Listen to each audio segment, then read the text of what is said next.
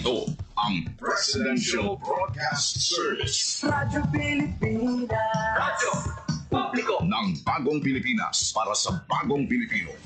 Naghahatid ng mahahalagang balita at impormasyon na uugnay ng pamahalaan sa sambayanan. Tulay sa himpapawid ng serbisyo publiko. Radyo Pilipinas. Radyo Publiko. Ang boses ng Pangulo sa Iloilo. Radyo Pilipinas. 585 AM. Para sa Radyo Pilipinas, alas 4:07 sa hapon. Gikan sa hulog balitaan sa PBS. Radyo Pilipinas, Iloilo. Gintipon sa buos na pwersa sa News and Public Affairs Division. Mga pagsaysay sa mga hitabuo aksyon, mga pananawan, kag desisyon, mga hibubunon sa napikuhan na sektor, mga dalagdong ng balita, diri sa Iloilo, at mga bahin sa Kabisayan nagkatunan. Mga balita na natipon sa sunod sa naligan ng 24 oras. Inyo mapatian sa Headliners Watch. Kagkaroon, yari ang inyong PBS News Team.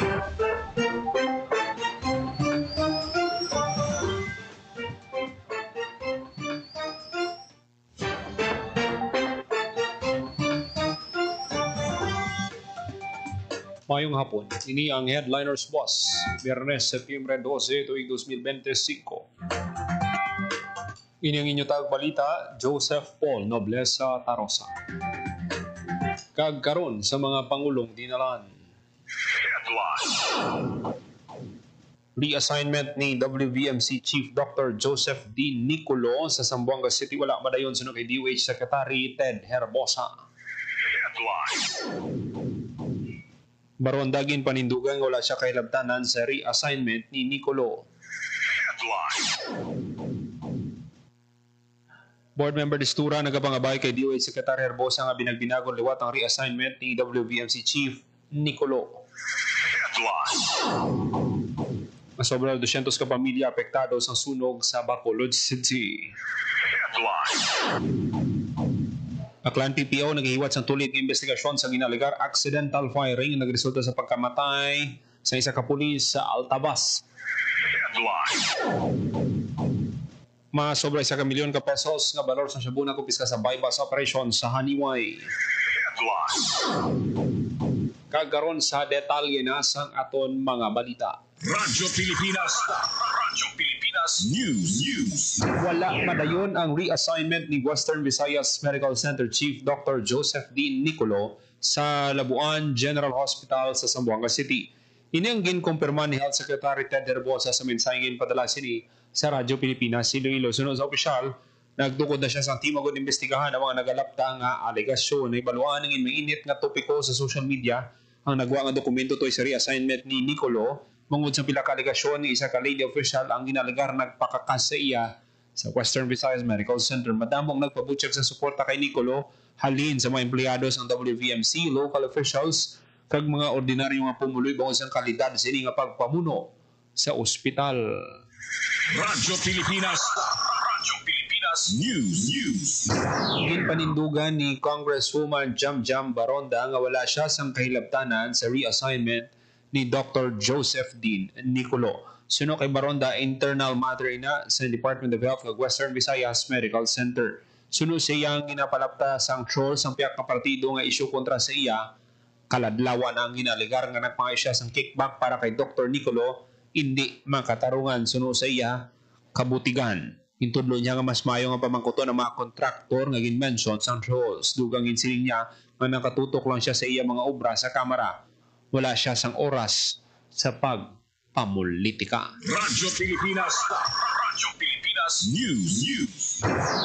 Mabaskog ang panawago ni Iloilo 4th District Board Member Rolando Distura kay Department of Health Secretary Teodoro Herbosa na i-considerar liwat ang reassignment ni Dr. Joseph D. Nicolo, Chief of the Western Visayas Medical Center.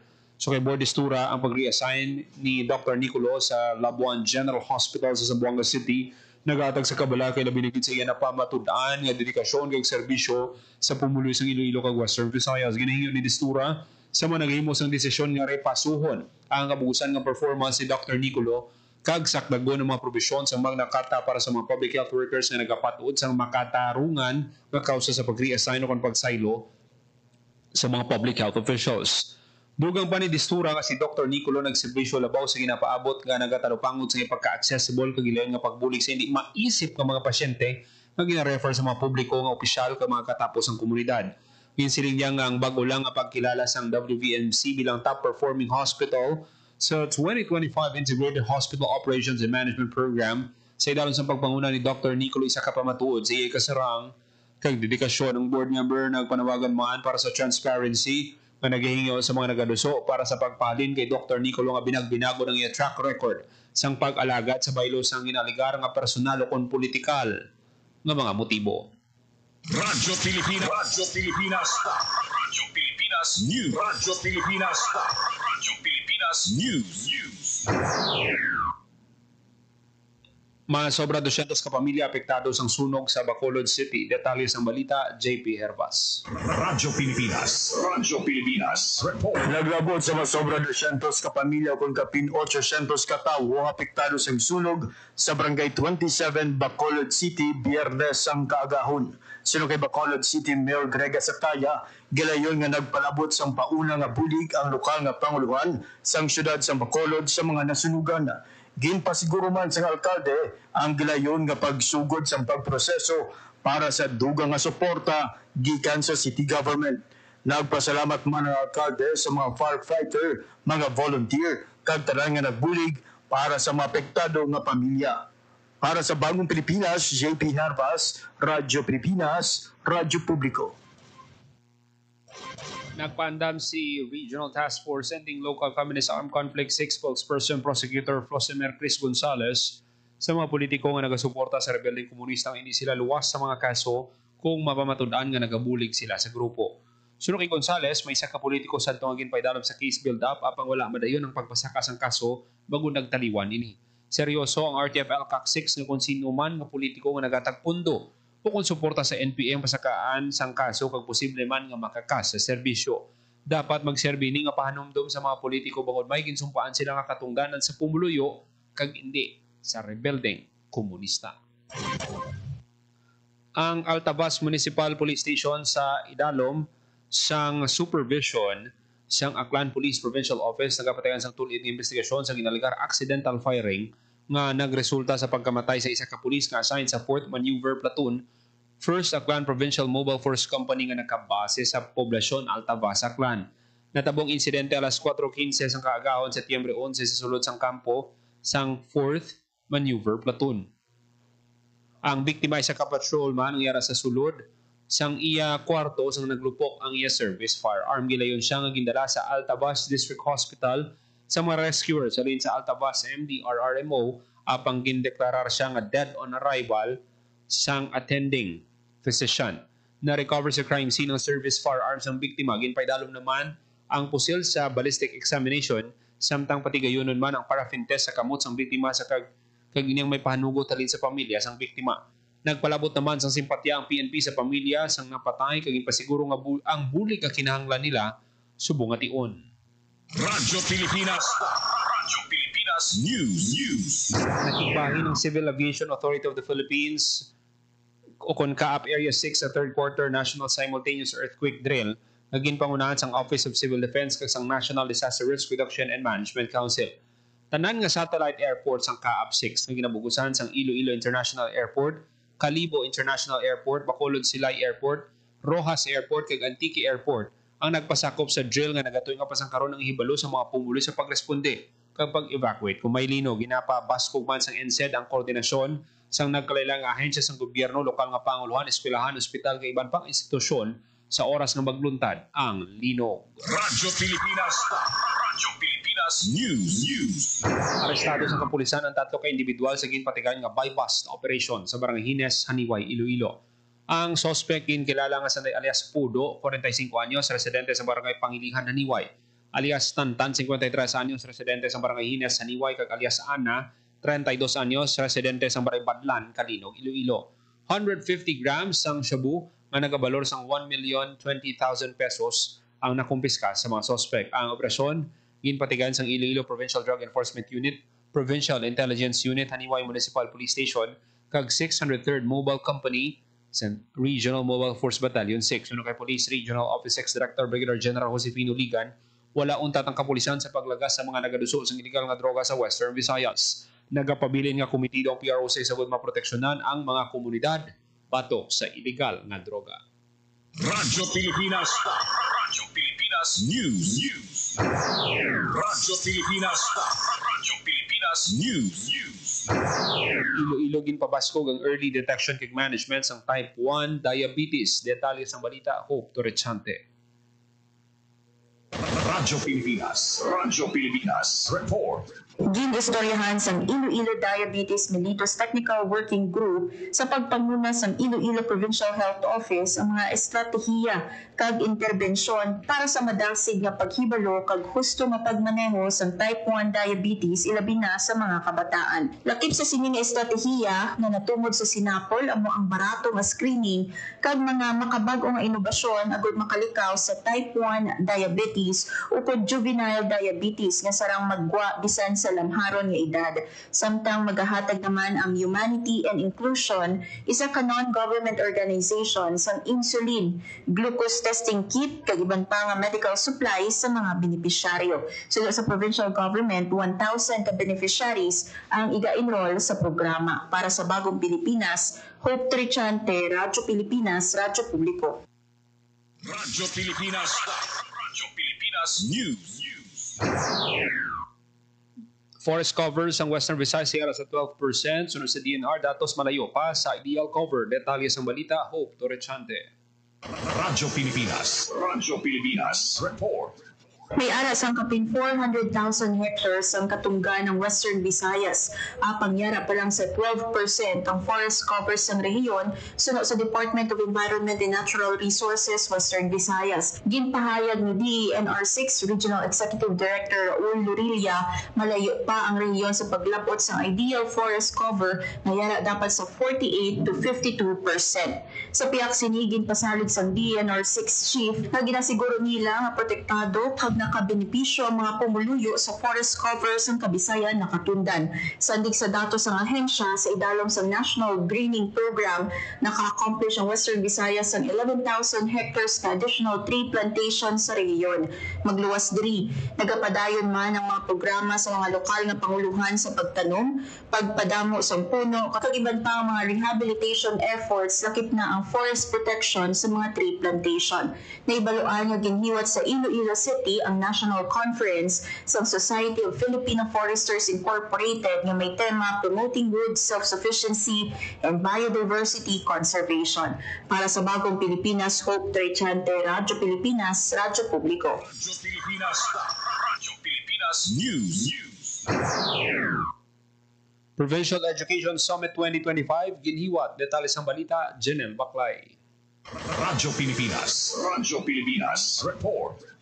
Effective, relevant, and transformative education in Iloilo. Iniyan ang tema sa ginpatigayan na Provincial Education Summit 2025 sa Grand Sing Hotel sa siyudad sang Iloilo. Nagtambong sa summit ang mga alkalde, LG officials, school officials, and Department of Education, kagaliman pa nga stakeholders at istoryahan ng mga programa sa edukasyon sa probinsya. Dinakip na bisita sa summit si DepEd USEC, Attorney Peter Irving Corvera, nagatag sa mensahe sa mga tumulambong sa DNI at Gindayao ang mga best practices ng probinsya kabuilog ang Department of Education labi na sa pagpasangkan sa kalidad sa edukasyon.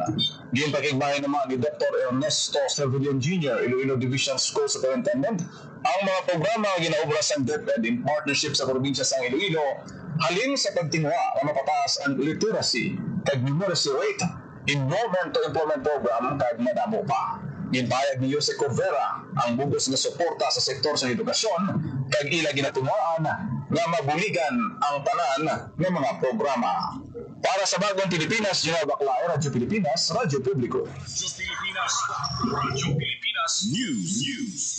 Bugos nga suporta agad mapasangkad ang estado sa edukasyon sa probinsya handong nga malabot paagi sa Best Province Program sunod kay Governor Defensor. Detalye sang balita, Janelle Baclay. Radyo Pilipinas. Radyo Pilipinas Report. Radyo Pilipinas. Radyo Pilipinas Report. Komitido ang probinsya sa Iloilo sa pagbulig sa Department of Education na gudapunan ng kakulangan sa ulit klasyan sa pinakabulutuan sa probinsya sa Iloilo.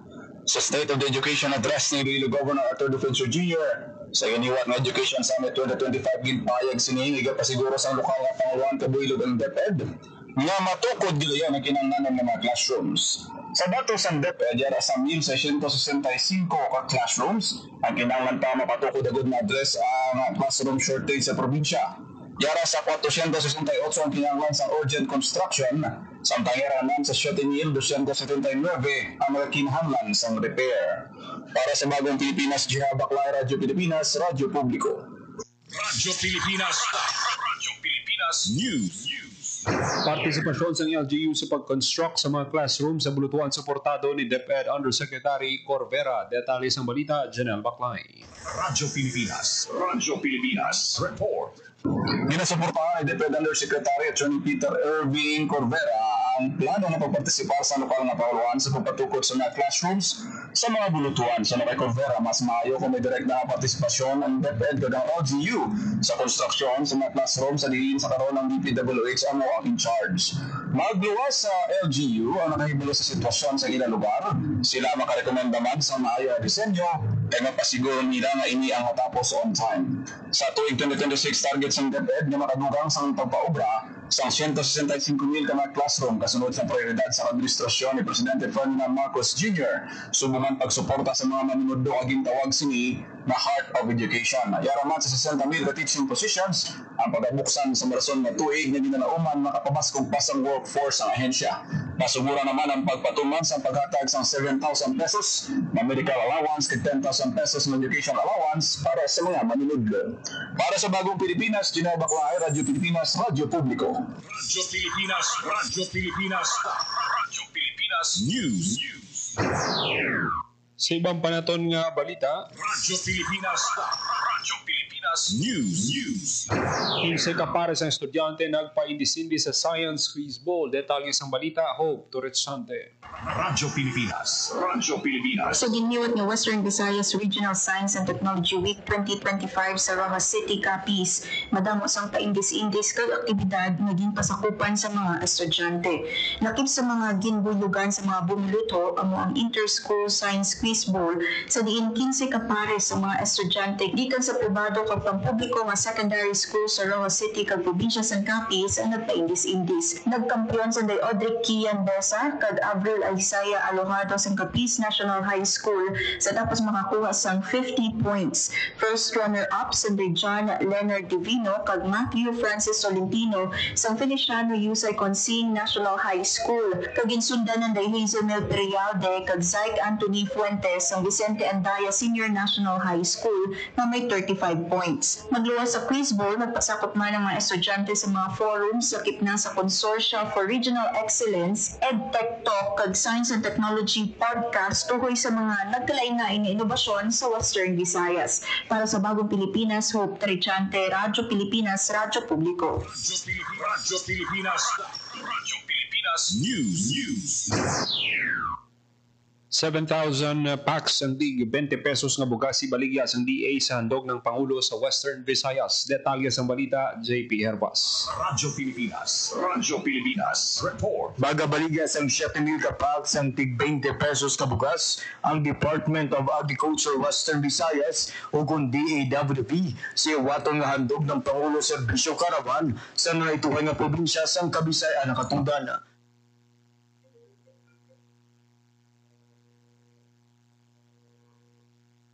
Sino sa DA Western Visayas, tig 1,500 kapak ang handang ibaligya sa Aklan, Antique, Capiz, kag Iloilo, samtang 1,000 kalibo kapak ang ibaligya sa Guimaras. Kada pak sang bugas ang nagabugat sang tagpulo ka kilo. Hatagan prioridad sa pagbaligya sang barato nga bugas ang mga senior citizens, persons with disability, indigent, mga manghuma kabangisda nga narehistro sa RSBSA, mga fishport workers, kag mga construction worker, pati na ang iban pang mga minimum wage earner.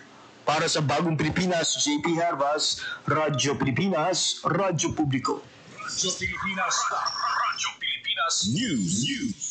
Ano ito ay nga produkto sa mga SLP beneficiaries ng DSWD sa Bugos ng Pilipinas, siga pasunday sa buksan nga bazaar sa Kapitolyo. Detalye sa balita, JP Herbas. Radyo Pilipinas. Radyo Pilipinas Report. Ipasundayag sa 2025 Alunsina Kabuhayan Convention and Bazaar ang nanuituhan nga produkto sa mga benepisyaryo sa Sustainable Livelihood Program o SLP sa Department of Social Welfare and Development o DSWD. Ang Alunsina buksan sa Setyembre 16 sa Iloilo Provincial Capital kag magalawig tubtob Setyembre 18. Sino kay Ralph Rapi Daisog, Information Officer for ang SLP National Program Management Office o kon NPMO, katuyuan sa Alunsina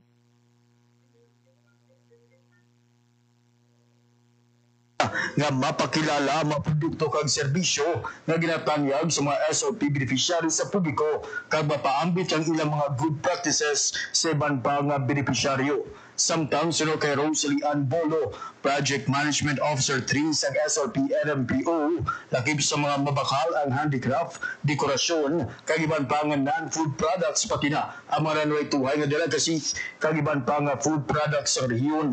Nebaluan nga ang Alunsina unang ginhiwat sa Metro Manila sa nagdigay nga tuig kag nakatipon sang 1.2 million pesos nga gintingog nga kita.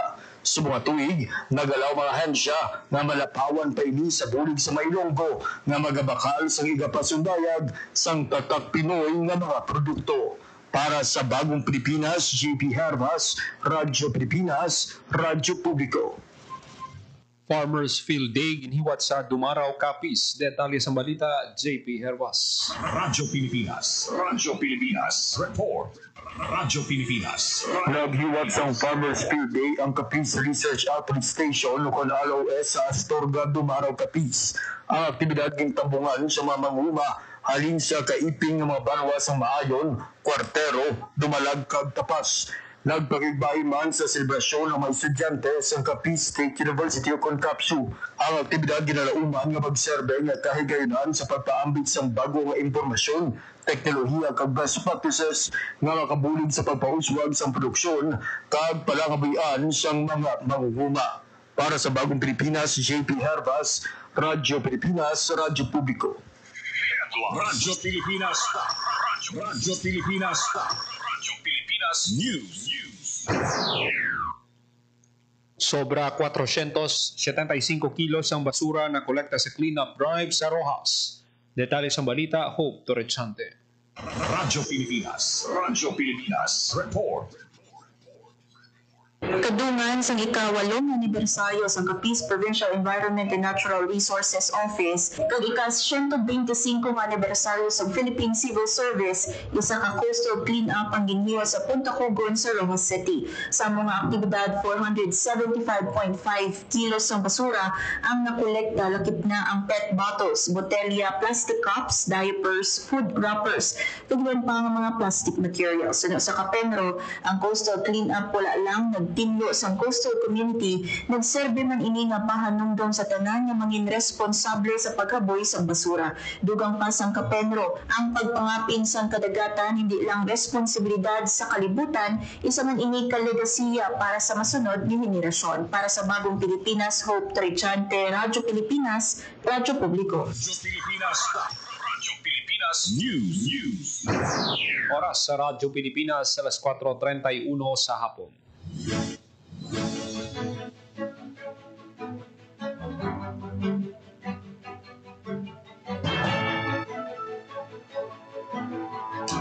Kagamiento man natipon nga balita sa PBS Radio Pilipinas Iloilo News Team Biyernes Setyembre 12 tuig 2025. Ining inyo tagbalita, Joseph Paul Noblesa Tarosa.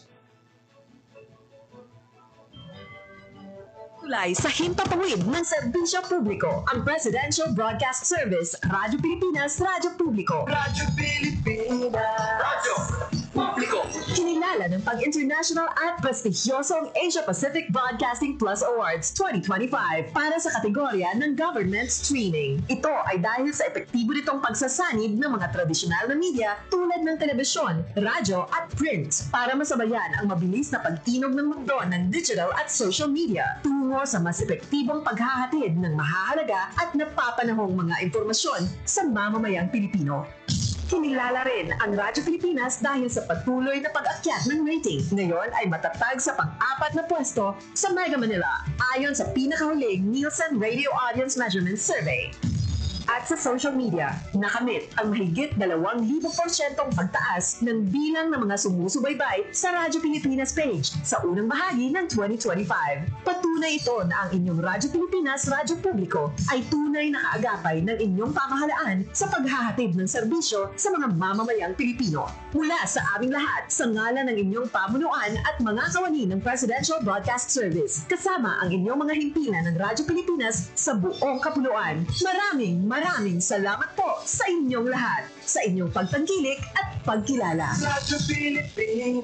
Radyo Publiko.